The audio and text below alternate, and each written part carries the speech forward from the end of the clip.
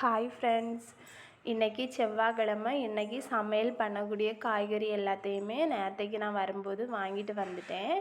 அதனால் இன்றைக்கி காலையில் ஃபஸ்ட்டு எழும்பின உடனே ஒரு கப்பு காப்பி போட்டு குடிச்சிக்கிட்டு இன்றைக்கி உள்ள சமையல் வேலையை செய்யறதுக்கு நான் ரெடி ஆயாச்சு.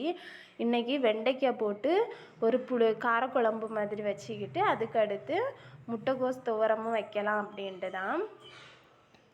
நம்ம காய்கறி எல்லாமே வெட்டி ரெடியாக வச்சுருந்தனைக்கு நம்ம 2 அடுப்புலையும் மாட்டு டக்குன்ட்டு வேலையை முடிச்சிடலாம் அப்படின்ட்டு ஃபஸ்ட்டு எல்லாமே நான் ரெடி பண்ணி வச்சுக்கிட்டு தான் சமையல் வேலை செய்யறதுக்கே நான் முதல்ல தொடங்கினேன்.